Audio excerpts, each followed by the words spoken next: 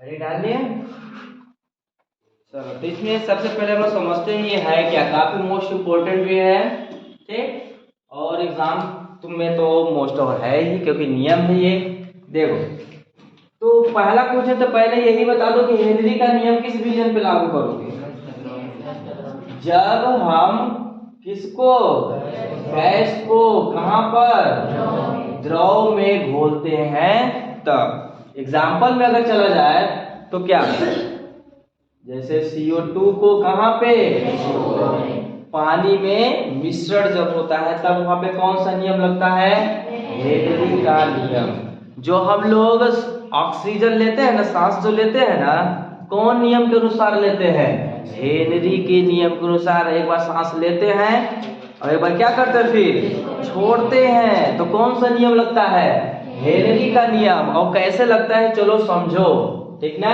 तो देखो हेनरी, अब हेनरी का नियम को समझने के लिए तुम्हें क्या, कितने चीज की जरूरत है बताओ? कितने चीज? दो चीज। क्या क्या? एक गैस और एक द्रव। ये तो तुम्हारे पास होगा तब ना हेनरी नियम लगाओगे, अदरवाइज लगा पाओगे नहीं। तो देखो हेनरी का नियम क्या बोल रहा है, ठीक। ये देखो जैसे एक कंटेनर ले लिए, क्या ले लिए? कंटेनर ले लिए, कोई पात्र ले लेना। अब इसमें क्या ले लिए हम, क्या ले लिए, क्या ले लिए? जैसे हम पानी ही ले लेते हैं, क्या ले लेते हैं? पानी ही ले लेते हैं, ले लिए, ठीक। और जैसे ही मान लो यहाँ पे रहेगा कोई गैस ले आए, गैस के छोटे छोटे क्या ले आए, मॉलिक्यूल ले आए, और जब इसे काउंट कर दोगे तो वो किस में कहलाएगा? मोल में कहलाएगा। जब गैसे के छोटे छोटे कणों को काउंट कर दोगे तो किसमें उसको कहाँ बोलने लगते हो तुम? मोल। कितने मोल है, यही ना, कितने कण है। तो ऊपर में हम क्या ले लिए, क्या ले लिए? गैस ले लिए। ऊपर में क्या ले लिए हम? गैस। और नीचे में क्या ले लिए? द्रव ले लिए, ले लिए ना। अब हमें ये बताओ, ये गैस क्या इसमें भी घुला है? नहीं। कोई भी गैस यहाँ पे ला करके छोड़ोगे तो क्या हो जाएगा? उड़ जाएगा। नहीं उड़ेगा। गैस एक जगह रहता है, चारों तरफ क्या हो जाएगा? अगर ये कंटेनर को हम क्या कर दें, लॉक कर दें, क्या कर दें? लॉक कर देते हैं, तब ये गैस घुलेगा? नहीं, तब पर भी नहीं घुलेगा। ये ऊपर परत पे ही रहेगा ना, अंदर गया है? नहीं गया है। अब देखो क्या तुम जुगाड़ करो, इसमें एक पिस्टन लाओ। क्या लाओ? पिस्टन। अब पिस्टन का मतलब क्या होता है, ये देखो पिस्टन कैसे बनाया जाता है, ये देखो,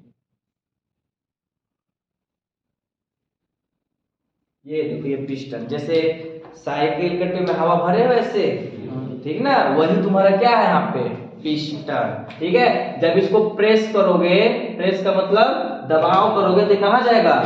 नीचे, ठीक है।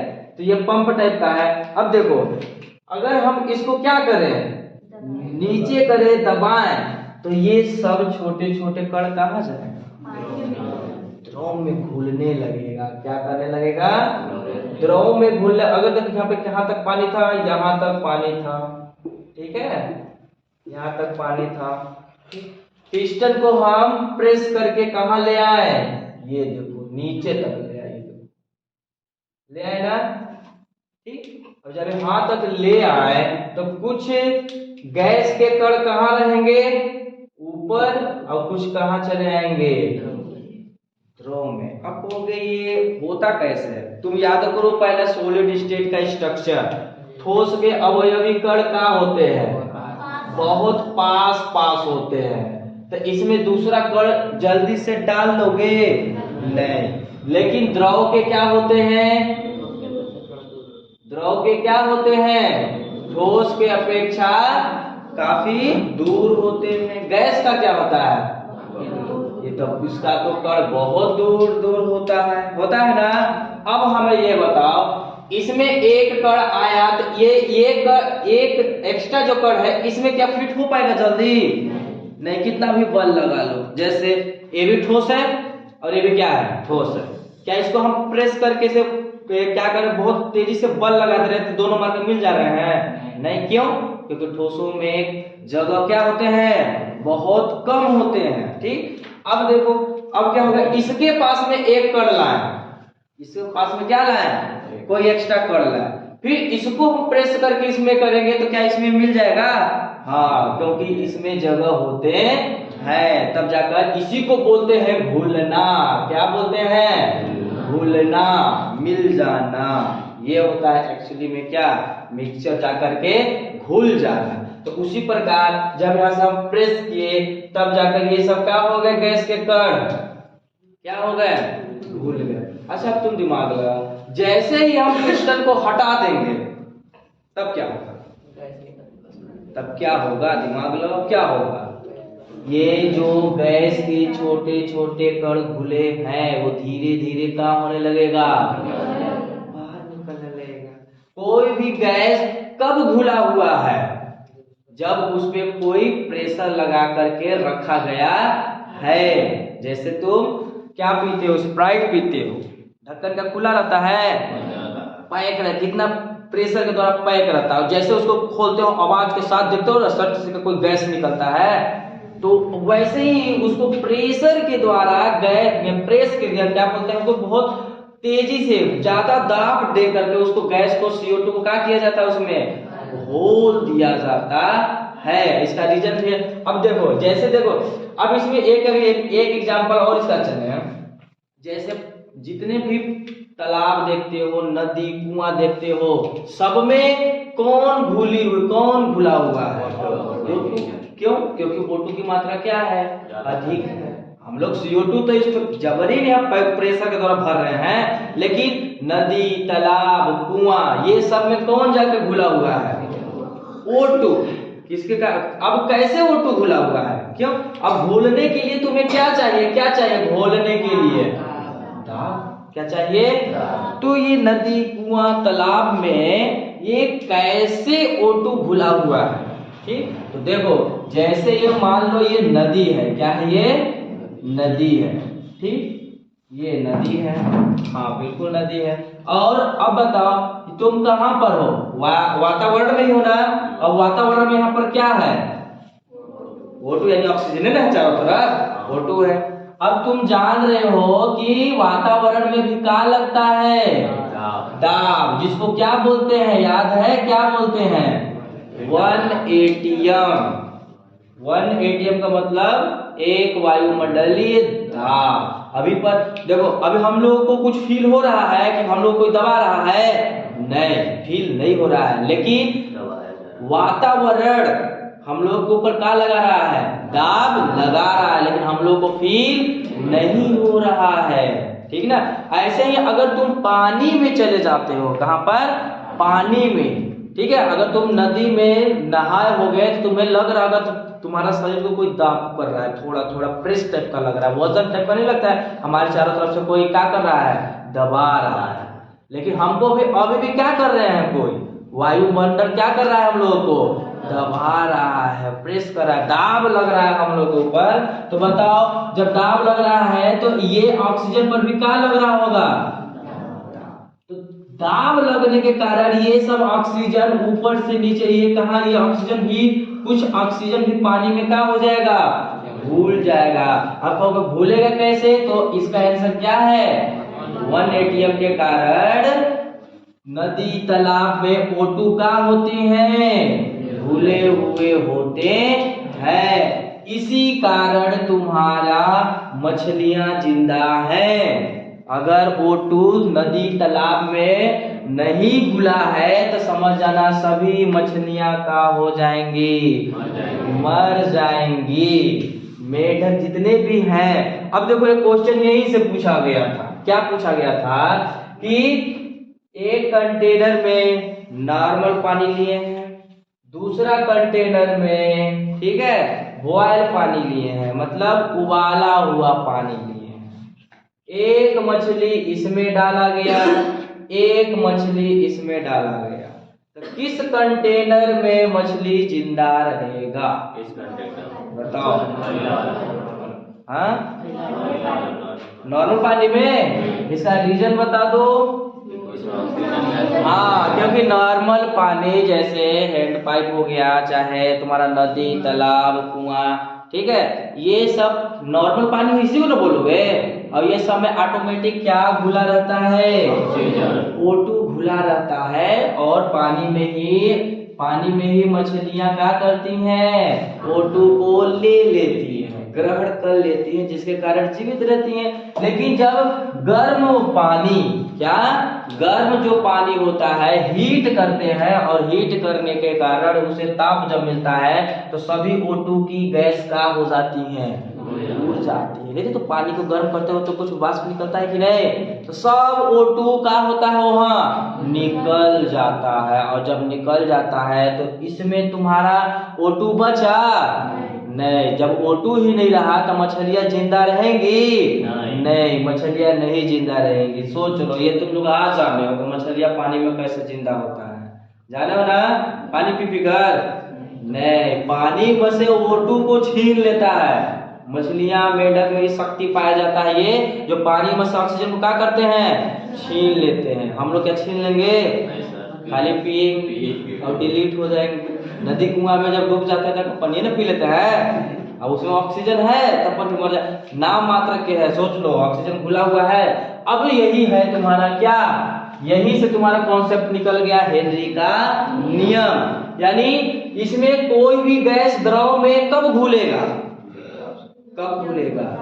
जब उस पे क्या लगाओगे, P for pressure, pressure for दाब, जब दाब लगाओगे। और जैसे जितना दाब लगाओगे उतना ही गैस घुलेगा कि नहीं। अगर यहाँ पे पिस्टन को और कस के दाब लगा देंगे तो सभी ये छोटे छोटे कण कहाँ रहेंगे, द्रव में चले जाएंगे कि नहीं। जितना दाब उतना गैस का हो जाएगा, घुल जाएगा। क्या हो जाएगा, घुल जाएगा। यानी दाब जो होता है मोल प्रभाज के क्या होता है, अनुक्रमानुपाती, मतलब P प्रोपोर्शनल X, ऐसे बोल सकते हो। इसका अर्थ क्या है, अगर तुम दाब को बढ़ाते हो तो मोल अंश भी क्या होगा, यानी मोल प्रभाज भी क्या होगा, बढ़ेगा। और मोल प्रभाज क्या बताए थे, अभी जस्ट बताए थे, ये सब को जब तुम काउंट कर लोगे छोटे छोटे उसको क्या बोलते हैं, मोल प्रभाज। जितना दाब उतना ही मोल प्रभाज क्या हो जाएगा, उसका घुलेगा। अगर तुम दाब को कम लगा तो यहाँ पे थोड़ा सा पिस्टन थोड़ा सा नीचे कर दिए, यहाँ से यहाँ कर दिए तो घुलेगा नहीं, दाब कम और इसका मोल अंश क्या होगा, कम घुलेगा। तो यही हो गया कौन सा नियम, हेनरी का नियम।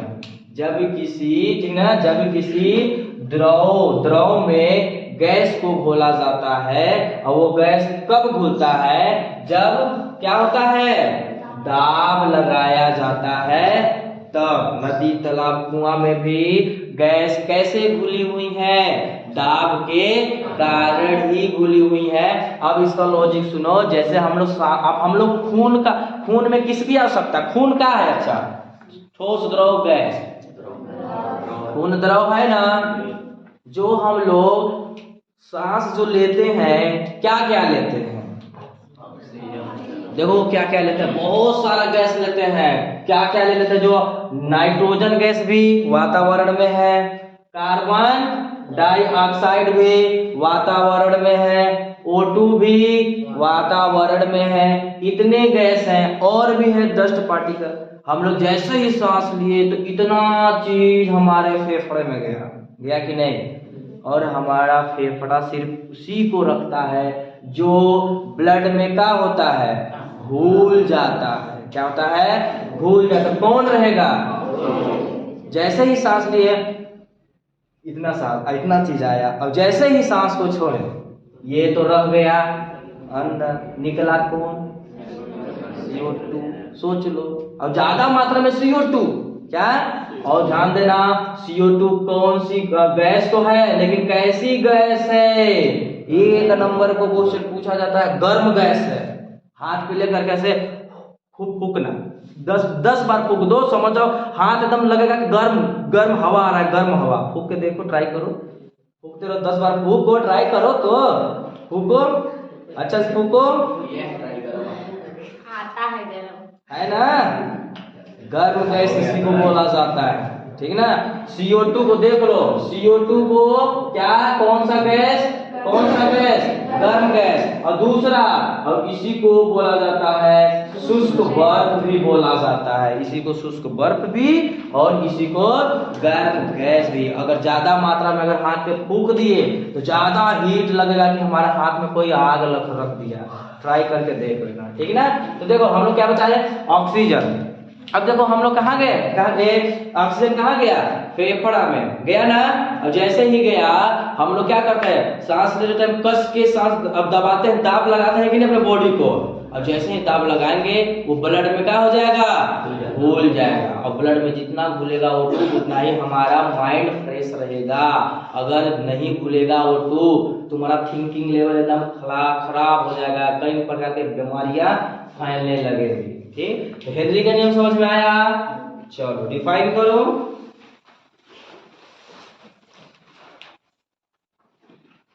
इस नियम के अनुसार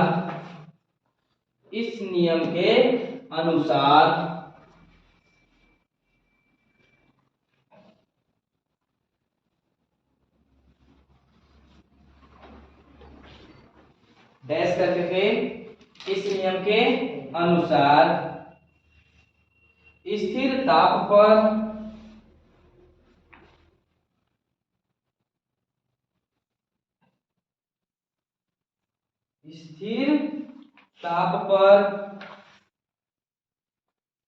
किसी गैस का वाष्प अवस्था में दाब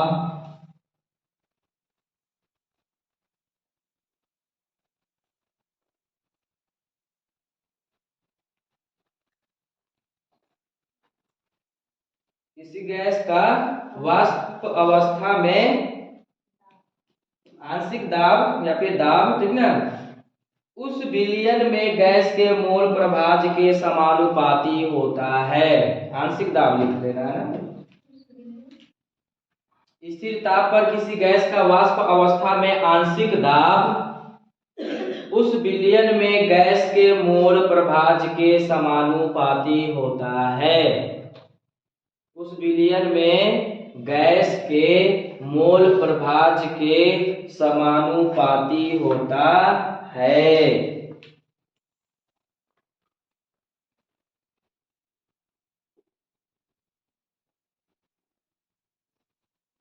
अर्थात P प्रोपोर्शनल क्या हो जाएगा? X। P proportional X। चलो इधर देखो अब, ठीक ना, P प्रोपोर्शनल X। अब तुम जानते हो जैसे ही प्रोपोर्शनल हटता है क्या आता है? एक स्थिरांक आता है कि नहीं?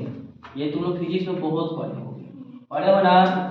यहाँ पे आएगा KH और X। अब तो KH क्या है, चलो समझाएंगे। KH क्या है? K for constant, H for Henry. Henry नियतांक है, ये क्या है? अब कभी कभी तुम्हें ऐसे मिलेगा KH इक्वल, KH अपने स्थान पे H इधर क्या हो जाएगा? P by X। P by X, ठीक। जहां P क्या है? P क्या है? गैस का आंशिक, हाँ गैस पर लगे आंशिक दाब है या फिर आंशिक दाब, ठीक। X क्या है? X क्या है? गैस का मोल प्रभाज या मोल अंश। KH क्या है? KH क्या है? हाँ हेनरी स्थिरांक या नियतांक, ठीक ना। अब देखो, ठीक है, फिजिक्स के सभी स्टूडेंट ये लॉजिक समझ में आएगा नहीं? ये वाला, जितना दाब लगाओगे उतना ही गैस का होगा, घुलेगा। कम दाब कम घुलेगा, अधिक दाब अधिक घुलेगा, ठीक। अब देखो तुम लोग सभी फिजिक्स के स्टूडेंट सभी लोग बताना, ठीक है। लॉजिक का क्वेश्चन है, ये प्रोपोर्शनल है, हटता है तो क्या आता है? एक स्थिरांक आता है। तो ये है क्या एक्चुअली में? काहे लिए आता है? कौन बताएगा? काहे आता है? डायरेक्ट ऐसे क्यों नहीं होगा? P इक्वल X, खत्म। P इक्वल X, खत्म। यही ना पढ़े हम लोग, जितना दाब उतना गैस घुलेगा। ये क्या करना है बताओ। अब इसका रियलिटी में क्या है? तुम लोग ये भी पढ़े हो, F प्रोपोर्शनल क्या? कुछ बताओ। दाब का भी फार्मूला होता है या फोर्स का भी फार्मूला होता है, बहुत फार्मूला। ये भी पढ़े होगे तुम लोग, F proportional Q1 Q2 I R square, ये भी नहीं पढ़े हो? ये भी पढ़े होगे। तो प्रोपोर्शनल हटता है तो क्या आता है यहाँ पे, कभी G आता है तो कभी स्मॉल g आता है, कभी K आता है। एक्चुअली में ये है क्या, कौन बताएगा? जो बता दोगे आप समझ जाएगा कि हाँ जानते हैं, फिजिक्स पढ़ रहे हैं। बताओ एक्चुअली में है क्या? दोनों बराबर करने के लिए? नहीं, गलत। और तुम लोग जानते हो कभी कभी सबका वैल्यू फिक्स होते हैं, जैसे जी का भी मान क्या है 9.8 फिक्स है कि नहीं? बताओ, कोई बताएगा? छोटा सा क्वेश्चन है ये, एक्चुअली में है क्या? हम लोग तो सब रट लिए, जहां पर प्रोपोर्शनल हटा एक नया चीज आया, तो है क्या? क्या है ये, काहे लिए आता है, इसका क्षमता क्या है, ये किस पे डिपेंड करता है, क्या होता है? फिजिक्स में ऐसा बहुत पढ़ रहे हो तुम लोग, जानने की कोशिश किए? अरे हाँ नहीं, हाँ हटता है एक आता है, इतना लॉजिक सीख गए, बहुत सीख गए ना। चलो ये तुम लोग सर्च करके उसका लाओगे और इसका आंसर हम जानना चाहते हैं। तुम लोग देखते हैं कितने लोग इसके बारे में फुल बायोडाटा। देखो हम लोग को ये तो समझ में आ गया, पी भी समझ में आ गया, दाब है, दाब लगाएंगे तो मोल अंश भूलेगा, जितना दाब उतना मोल अंश का होगा भूलेगा। तो ये काहे ले आया है, इन लोग का जिंदगी बर्बाद करने के लिए काहे ले आया है? जब ये था बराबर तो क्या करके आ गया? बताओ। ये रहेगा तुम लोग का क्या? अभी काफी इंटरेस्टिंग क्वेश्चन है, अच्छे अच्छे लोग इसका जवाब नहीं देने पाते हैं, सोच लो। कंफ्यूजन वाला बात है कि नहीं? है क्या एक्चुअली में, है क्या, काहे लिए हर समय आ जाता है? डायरेक्ट क्यों नहीं फार्मूला P इक्वल x या F इक्वल ये भी पढ़े M1 M2 बटा R स्क्वायर, लेकिन इससे पहले यहाँ पे पढ़े G पढ़े हैं। हाँ चलो इसको नोट कर लो।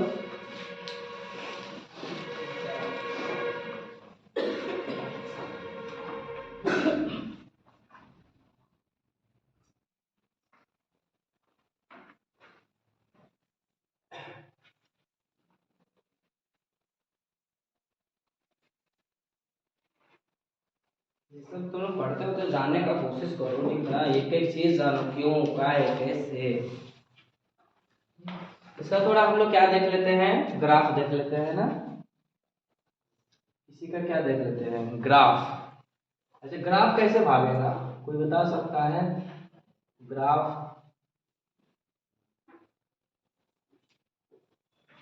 इधर हम ले लिए, क्या ले लिए, दो यूनिट है ना, एक P है और एक क्या है, P है और एक क्या है, X, ठीक है।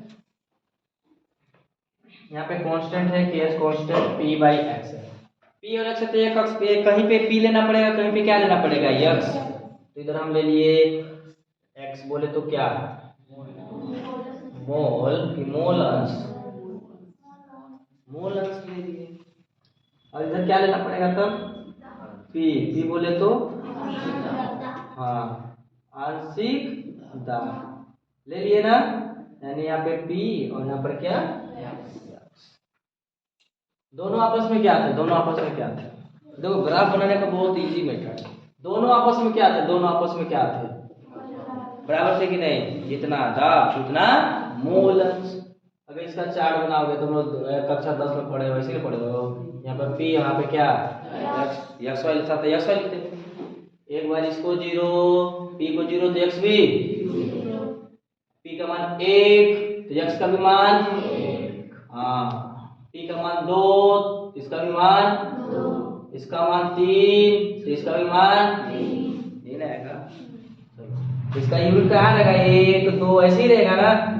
देखना ग्राफ का टोटल फुल बायोडाटा बता रहे हैं, ठीक है। ये देखो 0 0 का कहाँ रहेगा, 0 0 यही रहेगा ना, 0 0 1 1, ये देखो 1 यहाँ और 1 यहाँ, तो कहाँ रहेगा, इन दोनों के सीध में रहेगा, सीधा रहेगा, सीधा ऐसे रहेगा ना, 1 और ये रहेगा 1, तो कहाँ पे टच हुआ, यहीं पे होगा ना। ये देखो 1 2 2 कहाँ रहेगा, 2 2, ये देखो 2 ऐसे जाएगा और 2 ऐसे जाएगा, कहाँ रहेगा, यहीं पे रहेगा। देखो दो ऐसे और दो ऐसे। ग्राफ के लिए दो ही पॉइंट काफी होता है, कक्षा 10 में पढ़े हुए, तो लेकिन क्या पॉइंट मिल गया, तीन। अब तीनों को सबको मिला दो, ये देखो, ये देखो, अब इसे उठा दो। यही है तुम्हारा कौन, के H equal P by x, या पी है भी लिख सकते हो, कोई दिक्कत नहीं। पी बराबर के एच बाई एक्स, ये देखो ये हेनरी कांस्टेंट के H equal P by x है। देखो तीन कैसे देगा ना, ऐसे बोल देगा कि निम्नलिखित में से कौन सा हेनरी का ग्राफ नहीं है। पहला ऑप्शन रहेगा, देखना तुम्हें बताना, पहला, दूसरा, तीसरा,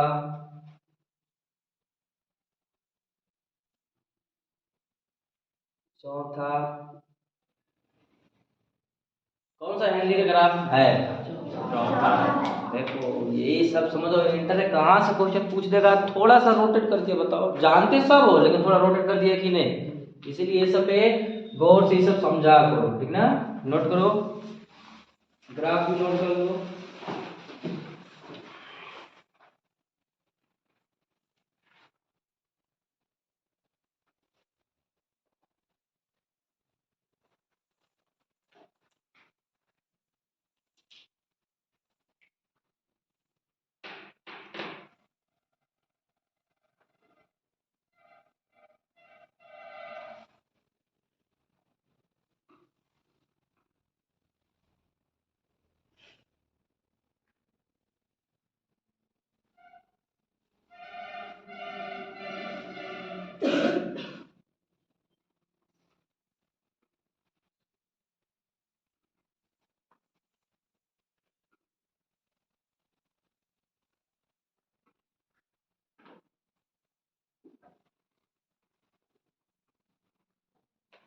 हो गया। अब हम लोग इसका एप्लीकेशन पढ़ेंगे, यानी उपयोग कहाँ कहाँ इसका यूज हो रहा है हम लोग का डेली लाइफ में। हेडिंग डाल लो, हेनरी के नियम के अनुप्रयोग, हेनरी के नियम के अनुप्रयोग, हेनरी के नियम के अनुप्रयोग,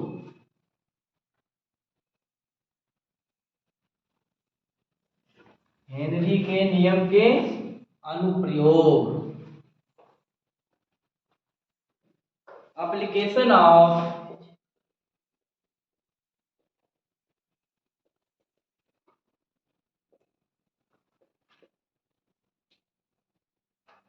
हेनरी लॉ।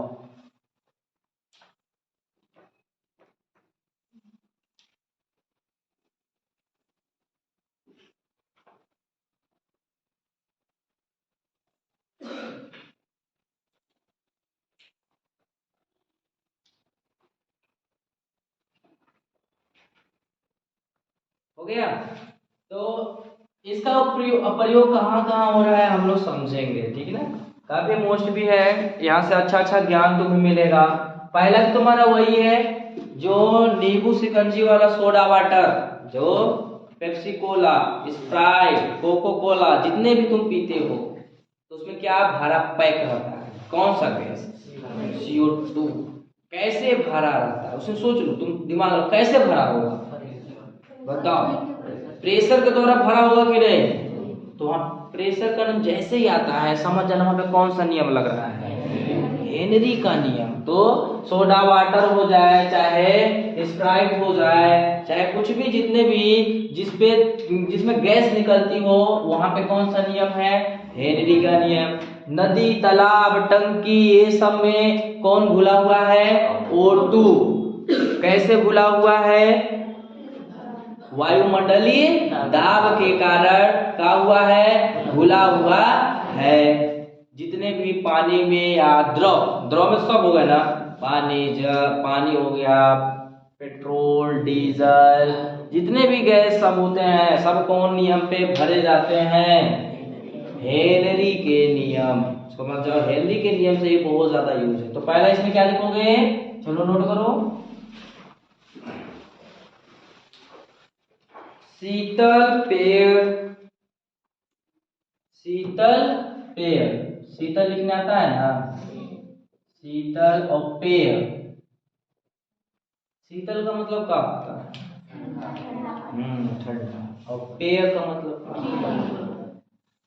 पीने योग्य, पीने के, ठीक ना। शीतल पेय मतलब ठंडा पानी पीने के लिए, पेय मतलब पीने के लिए, शीतल पेय। देखो शीतल पेय अथवा सोडा वाटर में CO2 की विलेयता, CO2 की विलेयता, CO2 की विलेयता बढ़ाने के लिए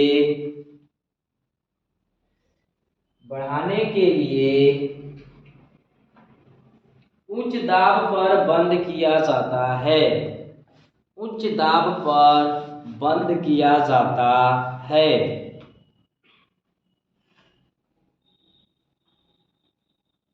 पहला प्रयोग ये है तुम्हारा, जितने भी पेय पदार्थ होते हैं और सोडा वाटर जितने भी होते हैं उसमें जो गैस डाले जाते हैं प्रेशर के द्वारा क्या कर दिए जाते हैं, पैक कर दिए जाते हैं। दूसरा एप्लीकेशन देखो, फेफड़ों से रक्त में,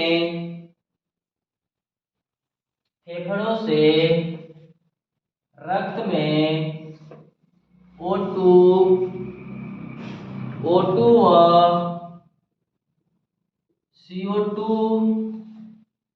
व CO2 का आदान प्रदान, O2 और CO2 का आदान प्रदान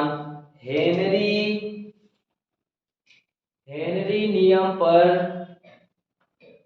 ही आधारित है, हेनरी नियम पर ही आधारित है।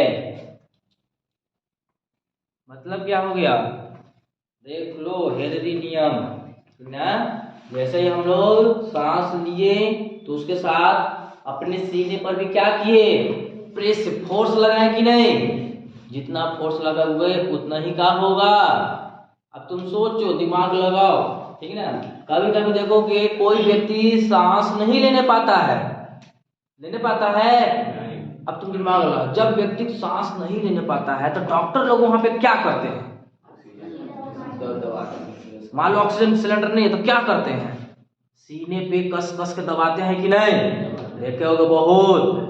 क्यों, क्योंकि नाक से और मुंह से सांस तो ले रहा है, मुंह खोल देता है जब सांस जल्दी नहीं लेने पाता है, तो डॉक्टर लोग ज्यादा क्या करता है, सीने पे प्रेस करता है कि नहीं। क्यों प्रेस करते हैं, ताकि सीने पे प्रेस करने से फेफड़े पे दाब लगे, और दाब लगने से O2 की घुलनशीलता क्या हो जाएगी, और जब O2 की घुलनशीलता बढ़ेगी तो पूरे खून में क्या घुल जाएगी, तो हमारा बॉडी अच्छा से काम करने लगेगा। समझ में आया। इसीलिए तुम लोग भी कहीं पर देखो किसी को सांस जल्दी नहीं लेने पा रहा है तो सीने पे उसका क्या किया करो, थोड़ा दबाया करो, ताकि क्या हो जाए, O2 का क्या हो जाए, घुलनशीलता बढ़ जाए, ताकि इंसान का हो जाए, जीवित रहे, नहीं तो क्या हो जाएगा, मर जाएगा। काफी डॉक्टर लोग देखोगे जब वो ज्यादातर तेजी से मुंह से सांस लेना था, डॉक्टर लोग सबसे पहले क्या करते हैं, वही सीने पे प्रेस करते हैं। क्यों करते हैं, ताकि ऑक्सीजन की मात्रा ब्लड में उसका क्या हो जाए, जल्दी घुल जाए, और घुलने से ही आज हम लोग जीवित हैं। अगर अभी तुरंत हम लोग ऑक्सीजन ब्लड में नहीं घुलेगा तो समझ जाना हम लोग भी क्या हो सकते हैं, मर सकते हैं। समझ में आया। तो फेफड़ों में O2 और CO2 का आदान प्रदान, मतलब O2 लेते हैं और CO2 का करते हैं, छोड़ते हैं। कौन नियम पे लगता है, हेनरी का नियम। आज अगर हेनरी नहीं बताते नियम तो डॉक्टर लोग फेफड़े पे क्या करते, फोर्स लगाते, सीने पे नहीं लगाते। किसी का बुद्धि ही काम नहीं करता, दिमाग ही काम नहीं करता। जब दिमाग ने काम नहीं करता, सिर्फ इंसान को सिर्फ देखते या फिर दवा देते कि नहीं, सोचो, ठीक ना। तो यही होता है एप्लीकेशन में। थर्ड, अधिक ऊंचाई वाले स्थानों पर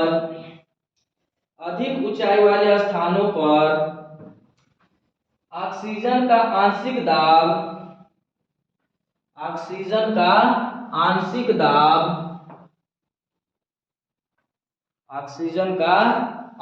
दाब मैदानी स्थानों की तुलना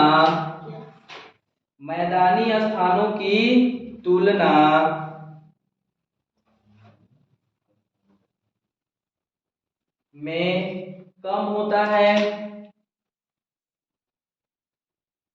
खड़ी पाए।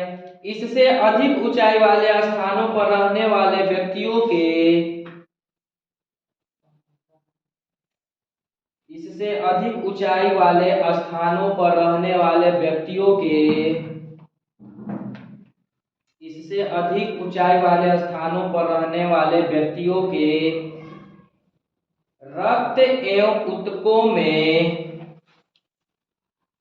रक्त एवं ऊतकों में ऑक्सीजन की मात्रा कम हो जाती है।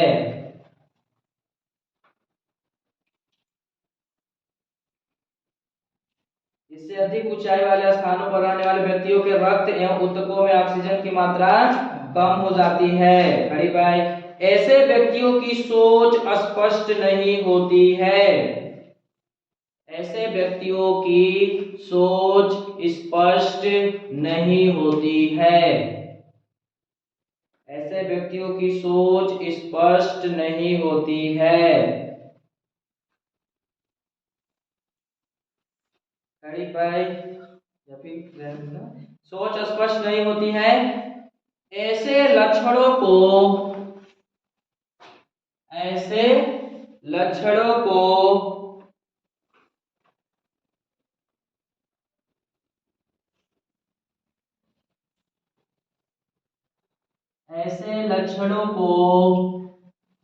एनाक्सिया कहते हैं।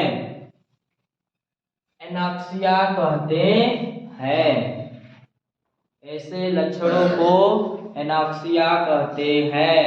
चलो अब इसका लॉजिक समझो।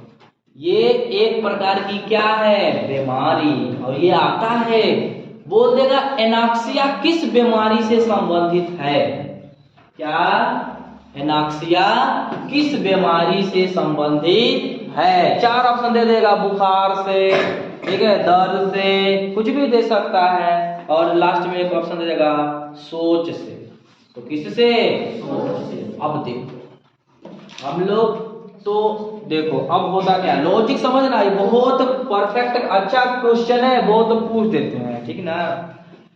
हम लोग कहाँ पे हैं अभी? कहाँ पे हैं? रूम में। अर्थ पर है, पृथ्वी पर है ना? हाँ, कहाँ पर है? पृथ्वी पर है कि नहीं? अब पृथ्वी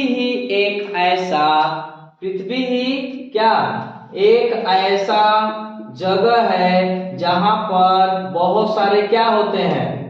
पेड़ पौधे होते हैं कि नहीं? हाँ, पेड़ पौधे होते हैं। और पृथ्वी ही एक ऐसा स्थान है जहां पर क्या संभव है? जीवन। और कोई ऐसा स्थान है जहां पे जीवन संभव है? सूर्य पे जाओगे, चंद्रमा पर जाओगे, उधर है ही नहीं पेड़ पौधा, तो ऑक्सीजन मिलेगा? जब ऑक्सीजन मिलेगा ही नहीं तो हम लोग जीवित रहेंगे? अब तुम थोड़ा दिमाग लगाओ। अब पृथ्वी से थोड़ा ऊपर जाते हैं। कहाँ जाते हैं? ऊपर। फिजिक्स नहीं है, पृथ्वी से ऊपर जाने पे जी का मान घटता है कि नीचे जाएंगे तो क्या घटेगा कि बढ़ेगा? ये सब नहीं, ठीक है ना। यहाँ पे दूसरा लॉजिक है, ठीक है। अब ये क्या हो गया? कहाँ जा रहे हैं? पृथ्वी से ऊपर। मतलब कुछ ऊंचाइयों पे, जैसे पहाड़ी इलाका होता है ना, पहाड़ी इलाका हो गया, ठीक। अब बताओ, सतह इसी को बोलते हैं, सतह। क्या बोलते हैं? और जब थोड़ा ऊंचाई पर हो तो क्या बोलते हो? मेरा घर थोड़ा ऊंचाई पर है, बोलते हो कि नहीं? ठीक है, सतह, ठीक ना। अब क्या होगा? थोड़ा ऊंचाई पे जाओगे तो इसको क्या बोलते हैं कि मेरा घर कहाँ पर है? थोड़ा ऊंचाई पर है, कहते हो ना। देखो, अब जो सतह पे रहता है वो उसको O2 आराम से अच्छा से मिल जाता है। क्यों? क्योंकि बहुत सारा क्या है यहाँ पे, तो आराम से हम लोग को मिल रहा है कि नहीं? मिल रहा है। जैसे ही ऊपर जाएंगे ऑक्सीजन की मात्रा घटेगा कि बढ़ेगा? घटेगा। खुद बताओ, क्या बढ़ेगा? घटेगा, क्योंकि ऊपर जाएंगे। ऑक्सीजन तो यहाँ पे ज्यादा है, ऊपर क्या है, कम होते जाएगा, और एक समय ऐसा आएगा कि ऑक्सीजन कहाँ हो जाएगा। उसी को न बोलते हैं वायुमंडल इतना तक है पृथ्वी के, सुने होंगे। अब इसके बाद ही बाउंड्री पार किए, ऑक्सीजन की मात्रा कहाँ हो गया, खत्म। तो जो अधिक ऊंचाई पे रहते हैं O2 का क्या पाई जाती है, O2 की क्या पाई जाती है, कमी पाई जाती है, कमी पाई जाती है ना। अब बताओ, अब जब O2 की कमी पाई जाएगी तो हेनरी नियम कहाँ पे अच्छा लगेगा, सतह पर वाले व्यक्तियों पर कि ऊपर वाले व्यक्तियों पर। क्यों, ऑक्सीजन ज्यादा है, जब ज्यादा है तो हम लोग को ज्यादा मिलेगा, और जब ज्यादा मिलेगा तो फेफड़ा हमारा ज्यादा दाब लगाएगा, ज्यादा ऑक्सीजन को क्या करेगा, घोलेगा। और जब ऊपर जो गया है, ऊपर में तो बहुत सारे N2 है, CO2 है, इस सब की मात्रा अधिक है, जबकि O2 की मात्रा, जब O2 की मात्रा कम है तो उन लोग सबसे ज्यादा क्या लेने लगेंगे, नाइट्रोजन गैस और कार्बन डाइऑक्साइड गैस, और कुछ क्या रहेंगे, O2। और जब O2 की कमी होगी तो क्या ब्लड में जल्दी घुलेगा, घुलेगा ही नहीं, कम मात्रा में घुलेगा। और जब कम मात्रा में घुलेगा तो तुम्हारा जो सोच है, थिंकिंग लेवल है, वो क्या हो जाएगा, खत्म हो जाएगा।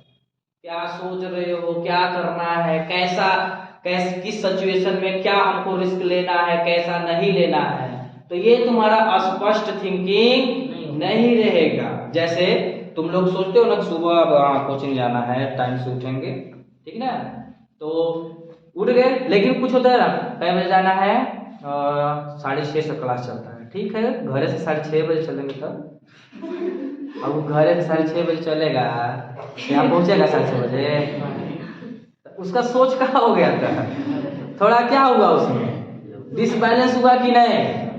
क्यों, उसको सोचना चाहिए जब 6:30 से क्लास चलता है तो हमको कब चलना चाहिए, जैसा दूरी वैसा समय, ज्यादा दूरी है तो आधा घंटा पहले चलना चाहिए, पास में है तो 5 मिनट पहले चलना चाहिए।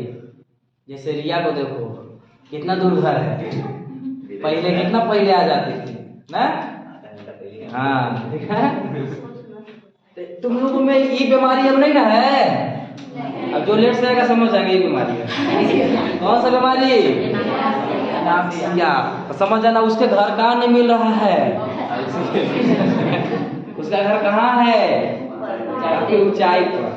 बुलवार वाले याद रख रहे, देख लो, क्योंकि थोड़ा ऊंचाई है कि नहीं है ना, लेकिन कुछ वैसा ऊंचाई नहीं, जैसे हो गया तुम्हारा, जैसे देख सकते हो जोरमा पहाड़ कुछ ऊंचाई पर है ना, हाँ है। आप कहोगे सर तुम्हारा तो काफी ज्यादा मात्रा में हवा चलता है, ऐसा लगता है उठ जाएंगे, ऐसा लगता है ना। O2 की मात्रा धीरे और ऊपर जाओगे तो O2 की मात्रा क्या होने लगेगा, कम, तो हमारे ब्लड में सप्लाई, हमारे ब्लड में भी O2 की मात्रा क्या हो जाएगा, कम। जब ब्लड की O2 की मात्रा कम होती है तो हम लोग सोचने की क्षमता भी क्या होता है, खो देते हैं। कहाँ से उड़ते हैं, हवाई जहाज से। हवाई जहाज टोटल पता होता है पैक, ठीक ना, हवाई जहाज में टोटल क्या होता है, पैक, और उसमें एक O2 गैस लीक कर दिया जाता है, ठीक ना, ये होता है। ये हो गया तुम्हारा। तो एनक्सिया बीमारी किससे संबंधित है, सोच से, किससे, सोच से। और ये ज्यादा किस व्यक्तियों में पाया जाता है, कौन बताएगा, जो ज्यादा ऊंचाई पे रहता है उन लोगों में ये बीमारी पाया जाता है। उन लोग जल्दी से जल्द कुछ भी कंडीशन में जल्द सोच नहीं पाते हैं। समझ में आया। तो एनक्सिया बीमारी तुम लोगों में भी नहीं है।